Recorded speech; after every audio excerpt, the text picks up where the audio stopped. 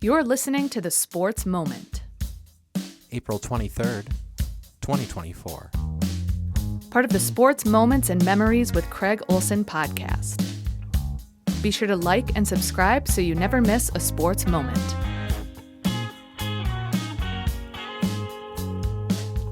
Sponsored by Pemberton Law and Lake Area Docks and Lifts. Lake Area Docks and Lifts, more than just docks and lifts. Lake Area Docks and Lifts. The week started with a couple of golf tournaments yesterday for the Fergus Falls boys and girls golf teams.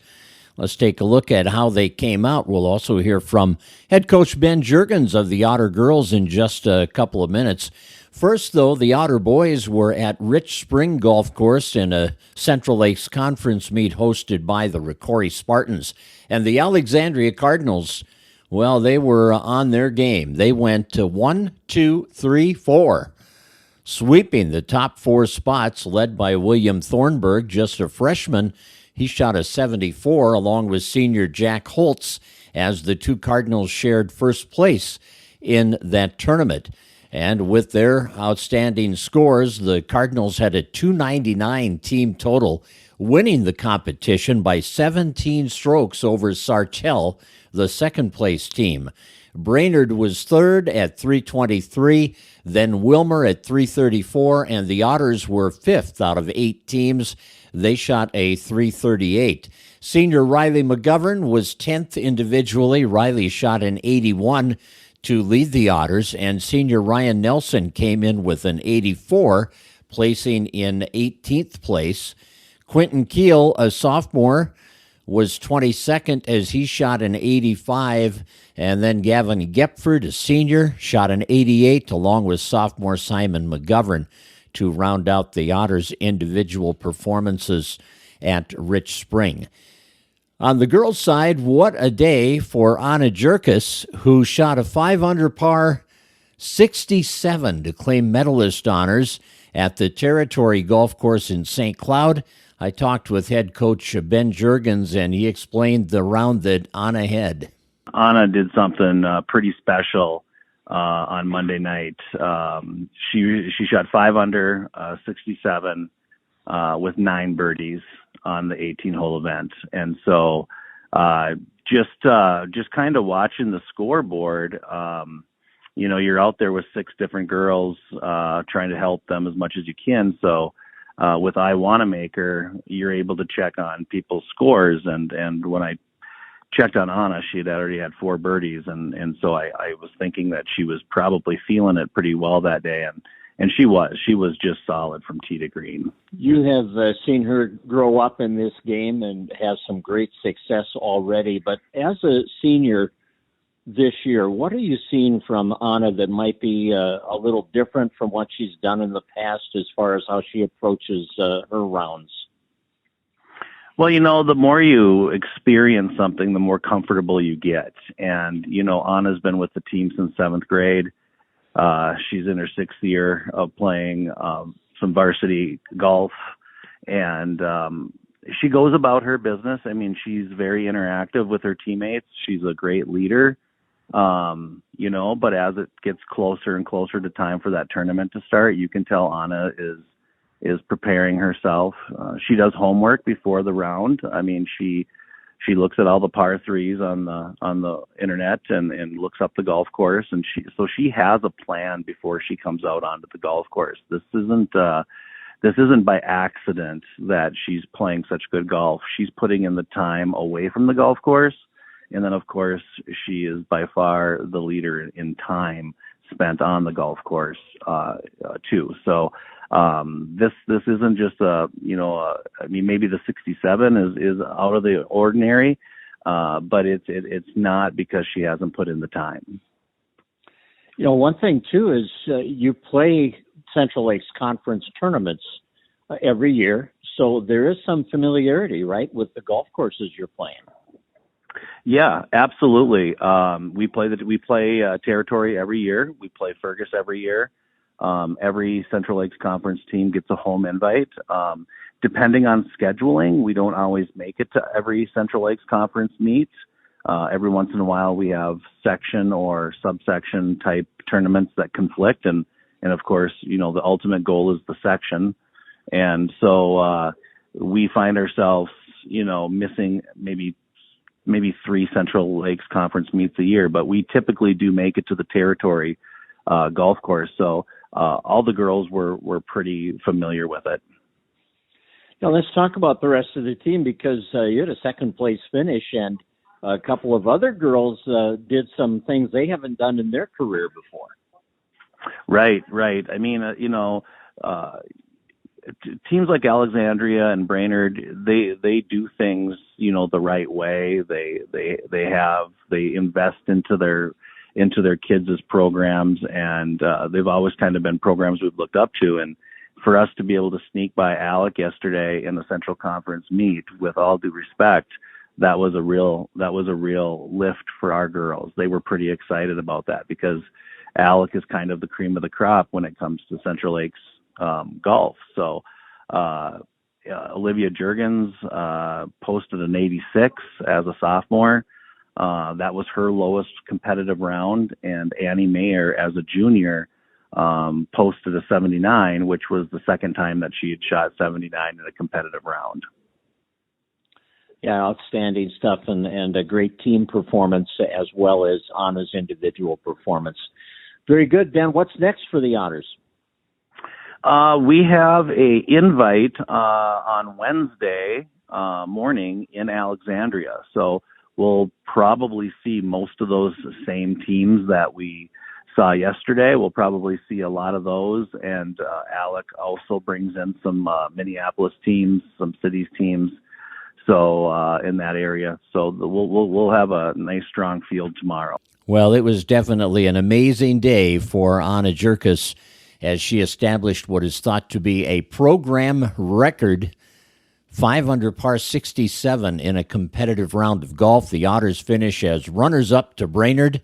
Brainerd with a 318 won the event. The Otters were second at 329. So great day for Anna Jyrkas and the Otter girls golf team.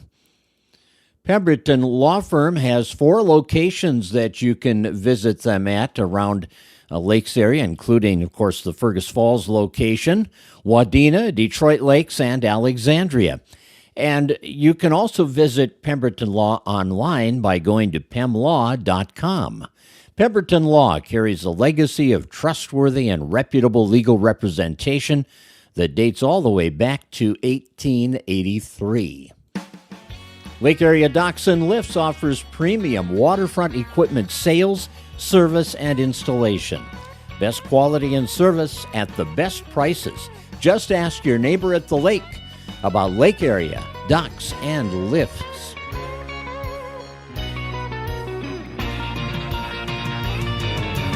Lake Area Docks and Lifts, more than just docks and lifts. Lake Area Docks and Lifts. The Twins had a good day yesterday. Haven't been able to say that too much this year. They welcomed Max Kepler back to the lineup. He'd been on the injured list since the 6th of April. Well, Max didn't waste any time. He got 2 hits in his first 2 at-bats, drove in 3 runs, and helped the Twins to a 7-0 victory over the Chicago White Sox. And also Edward Julian had a single, a double, and a homer for the Twins as they tied their season high of 11 hits in the game. Chris Paddock struck out 10 in 7 innings. That's his first win as a starting pitcher in nearly 2 years. He was out with Tommy John surgery for the last 2 seasons. He got a win last year in relief at the end of the year on September 30th, but that was his first win as a starter in almost 2 years. So great to see him perform as he did yesterday. And granted, it was the White Sox. Last week against Baltimore, Paddock got hammered. He gave up 9 runs on 12 hits, both career highs for him. But what a bounce back, even if it was the White Sox. He shut them out, and the bullpen completed the shutout. That's 8 times this year that the White Sox have been shut out. They are 3-19, the worst record in the major leagues. The Twins are now 8-13, 7.5 games behind Cleveland. This is a critical stretch for the Twins because starting yesterday, their 10 games in this stretch will see them play Chicago 7 times and the Angels 3 times. Both teams off to really bad starts. And if the Twins are going to make some noise and climb up over 500 and get back into the conversation as far as the battle for the Central Division title, this is the time that it's got to happen. So hopefully yesterday started them on the way to that run that I just mentioned. The second game of the 4-game series with Chicago tonight has Pablo Lopez on the mound against right-hander Eric Fedde. Well, also tonight, the Minnesota Timberwolves and the Phoenix Suns will go at it. The Timberwolves had a great performance Saturday in the opener of their best-of-7 Western Conference first-round playoff series as they handled the Suns with ease at Target Center. Now, tonight they'll try to go up 2-0 on the Suns. They are 3.5-point favorites going into Game 2 this evening, and that is a 6:30 tip-off at Target Center. Game 3 later this week will take place in Phoenix. Game 3 is scheduled for a Friday night, and then Game 4 would be on Sunday, also in Phoenix, before the series would return back home to Minnesota. Unless the Wolves can win all 4 of those games, then it would be over. Going to be a tough assignment, though, because Phoenix beat the Wolves all 3 times they played them during the regular season.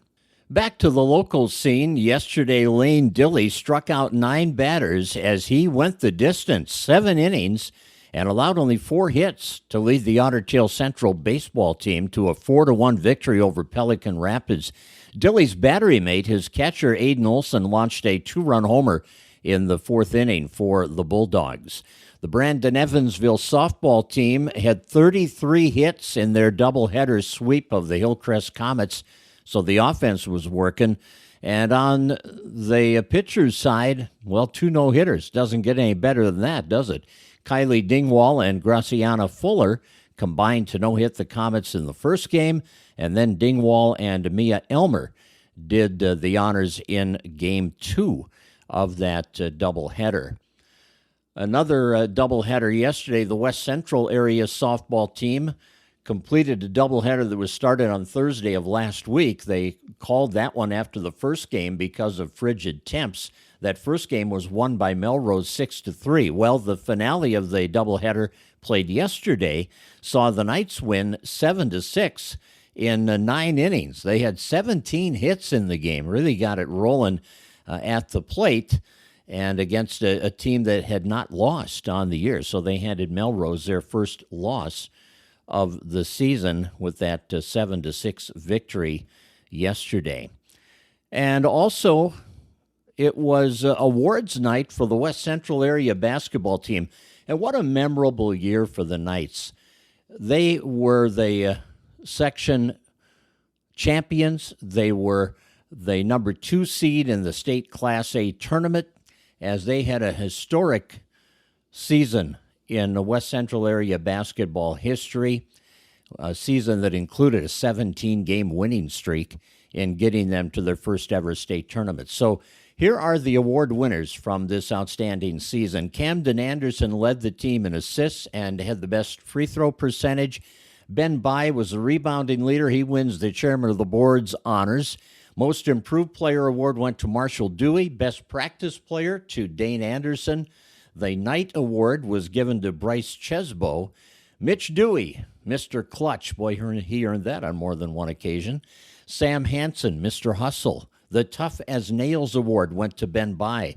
Outstanding Defensive Player honors to Naz Dotz. Outstanding Offensive Player, Camden Anderson.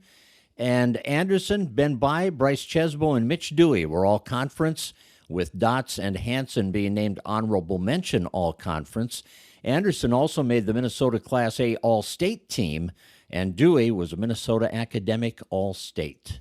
Congratulations to the Knights on a great season. And that'll do it for our podcast today. Thanks for joining us. Hope you come back tomorrow. Have a great day. You've been listening to The Sports Moment with Craig Olson. Sponsored by Pemberton Law and Lake Area Docks and Lifts. Produced by Sunroom Lab. Music by Blue Red Roses. Subscribe wherever you get your podcasts, and thanks for listening.